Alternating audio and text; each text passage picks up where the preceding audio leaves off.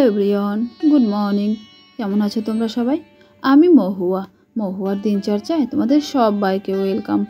আজ বৃহস্পতিবার আর এখন ঘড়ির কাঁটা ওই 8:30। এখান থেকে তোমাদের সঙ্গে নিয়ে শুরু করলাম আমার ছোট্ট একটা ব্লগস। আশা করছি তোমাদের অনেক ভালো লাগবে। তাহলে চলো সঙ্গে থাকো আর দেখতে থাকো। অন্য দিনের তুলনায় বৃহস্পতিবারের কাজের চাপটা যেন একটু বেশি থাকে, জানো তো। কারণ সমস্ত কিছু ঝাড়পুছ করে মোছামুছি করে তারপরে ওই ঘট পাল্টে পুজো দেওয়া, তো সেই জন্যই বললাম আর কি। চলো তাহলে দেখো, ওই সকালবেলায় চান ধান করে নিয়েছি। এবার তাড়াতাড়ি করে একটু রেডি হয়ে যাব ঠাকুরের কাছে। তাড়াতাড়ি করে পুজোটা দিয়ে দিই, তারপরে তো আবার দাদু বেরোবে অফিসে। কাল ধোয়ার জন্য অনেক জামা কাপড় বেরিয়েছিল, জানো তো। তাই ভাবলাম তাড়াতাড়ি করে চান করতে গিয়ে ওগুলোও ধুয়ে ফেলি। কারণ বেডশিট ছিল ওর মধ্যে, বেডশিটগুলো না হাতে না ধুলে ঠিকভাবে পরিষ্কারই হয় না। আজ আবার অনেক সকালে ঘুম থেকে উঠেছিলাম, জানো তো। অ্যালার্ম বাজার আগেই না আজকে ঘুম ভেঙে গেছিলো, যার জন্য ঘরের সমস্ত কাজবাজি হয়ে গেছে, রান্নাও হয়ে গেছে, আর এদিকে ঝাড়ু পোছা সমস্ত করে নিয়ে তাই চানটা করে এলাম। এবার চলো ফুলগুলো তুলে আনি। আমার এই ছোটো বালকানিতে কিছু ফুল গাছ আছে, তার মধ্যে দেখো নয়নতারা গাছটায় কত ফুল ফুটেছে। রোজকার ফুল আমার হয়ে যায়, জানো তো, এখান থেকেই। আর এই পাশে না একটা কল আছে, যার জন্য দরজাটা সবসময় বন্ধ করে রাখি, না হলে গুবলু এসে ওই জল নিয়ে সারাক্ষণ ঘাটাঘাটি করবে। দেখো ফুলগুলো তুলে নিয়ে চলে এলাম ঠাকুরের। এবার পুজোটা করে নিই। ওম শ্রী লক্ষ্মী দেবায় নমঃ। আগে প্রতি বৃহস্পতিবারেই না পাঁচালি পরে পুজো করতাম, এখন আর সম্ভব হয় না।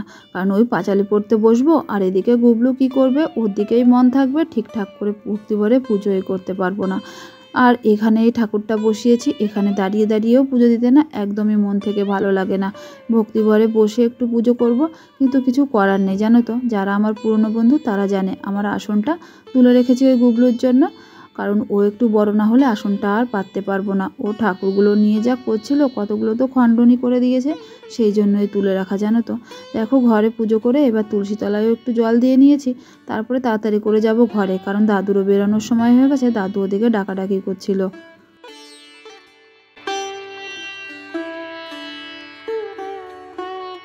আমি চান করতে ঢোকার আগেই না দাদুর খাবার দাবার সমস্ত রেডি করে রেখেছিলাম। তারপরে দাদুও খেয়ে দিয়ে বেরিয়ে গেল। দাদুকে বাই করে ঘরে চলে এলাম। এতক্ষণ না গুবলু ঘুমোচ্ছিল, এখন এই যে উঠে গেছে। দেখো যে কাজ আমি 2 মিনিটে করতাম, এখন সেটা আমার 10 মিনিট লাগবে করতে, কারণ সব কাজ ওর আগে করতে হবে। ওই চান করার আগে কিছু জামা কাপড় ধুয়েছিলাম, সেগুলোই না মেশিনে দিয়েছিলাম ড্রাই করার জন্য। তাই ভাবলাম ওগুলো মেলে দিয়ে আসি, কারণ কখন বৃষ্টি নেমে যাবে কিছু বলার নেই। এই দেখেছো কেমন মেঘলা মেঘলা, একদমই রোদের তাপও নেই, জানো তো। তবুও ড্রাই করেছি তো, ওই হাওয়ায় হাওয়ায় যেটুকু শোকায়। অবশ্য শুকিয়ে যাবে তাড়াতাড়ি যদি বৃষ্টি না আসে।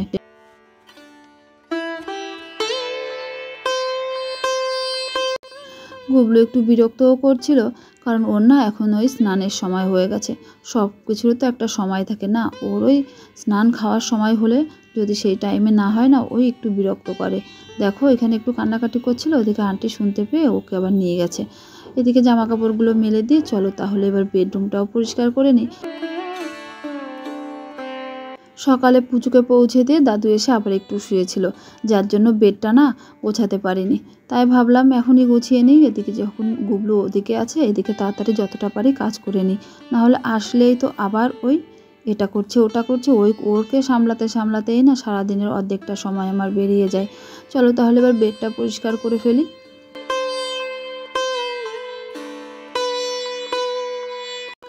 বেডটা পরিষ্কার হয়ে গেছে, এখনও ও আসেনি। তাই ভাবলাম তাহলে সকালের খাওয়াটাও এখন খেয়ে নিই তাড়াতাড়ি করে, না হলে না ওকে নিয়ে খাওয়াটাও মাঝে মাঝে ভীষণ কষ্টকর হয়ে দাঁড়ায়। সকালে ওই যে করেছিলাম আজকে একটু ছোলার তরকারি, রুটি ছিল, আর একটু শশা কেটে নিয়েছিলাম, আর একটু পেঁয়াজ, শশা পেঁয়াজ দিয়ে ঘুগনি টাইপের এই কিছু খেতে না ভীষণ ভালো লাগে আমার। দেখো খাওয়া হয়ে গেছে, এবার ওই বাসনগুলো রেখে এলাম সিঙ্কে। তারপরে ভাবলাম এদিকে যে কালকে ওই কাভারগুলো ধুয়ে দিয়েছিলাম সোফার কাভার, ওগুলো লাগিয়ে ফেলি ঝটাপট।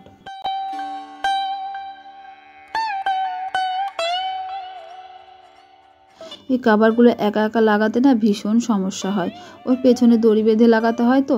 কারণ আমার এই সোফাগুলোর নিচে না কোনো ওই গোজার মতো কোনো জায়গা নেই, তাই পেছনে দড়ি বেঁধে নিয়েছি, না হলে ওইগুলো থাকে না, পড়ে যায়। আর দুজন হলে বেশ তাড়াতাড়ি হয়ে যায় লাগানো, আর বেশ ভালোও হয়। দেখি একা একা কতটা করতে পারি। আবার যদি দাদুর জন্য রেখে দিই যে বিকালে আসবে তারপরে করব, ততক্ষণ এরকম খালি থাকবে, ভালোও লাগছে না। আর এদিকে কী লাগাতে কী লাগিয়ে ফেলবে, নোংরাও হয়ে যাবে, তখন আর পরিষ্কার হবে না। এটা ভেবেই না তাড়াতাড়ি করে চলে এলাম এটা গোছাতে। দেখো এইখানে এটা গোছাতে গোছাতে ও এসে গেছে।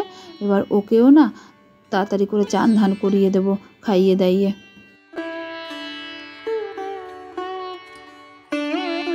সোফার কাভারটা পরাতে পরাতে এদিকে আমার দুধওয়ালা ভাইয়া এসে গেছে, তাই ভাবলাম দুধটাও নিয়ে নিই।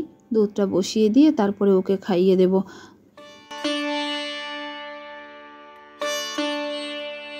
দুধটা বসিয়ে এলাম, তারপরে গুবলুকেও খাইয়ে দিয়েছি।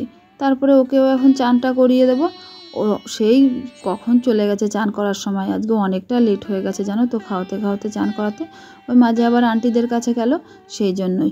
যাই হোক, ওকে চান করিয়ে এবার ওকে জামা প্যান্টটা পরিয়ে দিই।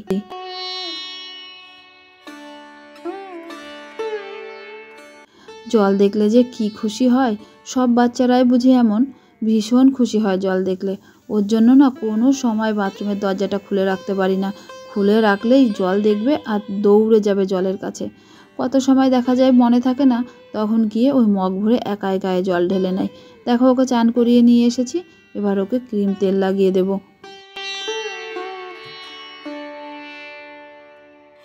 চান করানোর পরে ওই তেল ক্রিম লাগাতে, জামা প্যান্ট পরাতে ওর সাথে যেন যুদ্ধ করতে হয়। যাই হোক, ওকে রেডি করিয়ে দিয়ে বাইরে কিছু জামা কাপড় ছিল, আর দেখলেই তো মেঘলা আকাশ, ভাবলাম ওগুলো শুকিয়ে গেছে, ওগুলো তুলে নিয়ে আসি। না হলে কখন আবার ঝমঝমিয়ে বৃষ্টি এসে যাবে, আবার পুচুকে আনতে যাব। তাই যেগুলো ভেজা ছিল সেগুলো না ওই ব্যালকনিতে যে দড়ি টাঙানো ওখানে মেলে দিয়েছি, আর শুকনো জামা কাপড়গুলো এনে ভাঁজ করে রাখলাম। সেদিন কি হয়েছিল জানো তো, একদম পুরো শুকনো জামা কাপড়ই ছিল। ভাবলাম একটু পরে তুলবো, গুবলুকে খাওয়াচ্ছিলাম, এর মধ্যে ঝমঝমিয়ে বৃষ্টি নেমে গেছে। এখানে না এই বৃষ্টির কোনো তাল এখনও পর্যন্ত বুঝতে পারিনি। মেঘ দেখবো না, ওই হালকা ফুলকা হয়তো কোথাও এক ফালি মেঘ আছে, তাতেই বৃষ্টি নেমে যায় জানো তো। দেখো এগুলো সমস্ত ভাঁজ করে রেখে রেডি হয়ে আমি বেরিয়ে গেছি পুচুকে আনতে। তারপরে বাড়ি এসে প্রথমে ভাবলাম গুবলুকে খাইয়ে ওকে ঘুম পাড়িয়ে দিই, তাই ওর খিচুড়িটা নিয়ে নিয়েছি। আজকে ওর জন্য বানিয়েছিলাম খিচুড়ি। আজকে খিচুড়িতে কিন্তু আজকে আমি বাটার দিইনি, এমনিই ভাবলাম খাইয়ে দিই।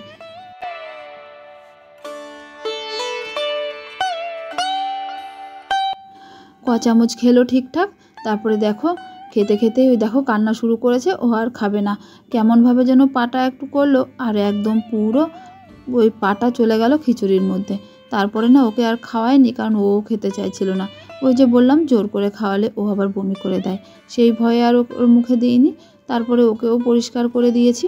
এদিকে তারপরে চললাম আমরাও খেতে, কারণ এরপরে আবার পুচুকে হোমওয়ার্কগুলো করাতে হবে।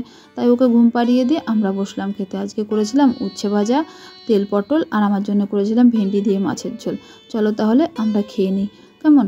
আজকে এটুকুই, দেখা হচ্ছে নতুন একটা ভিডিওর সাথে। ততদিন তোমরা সুস্থ থেকো, ভালো থেকো, আর আমার পাশে থেকো, কেমন? চলো তাহলে, টাটা।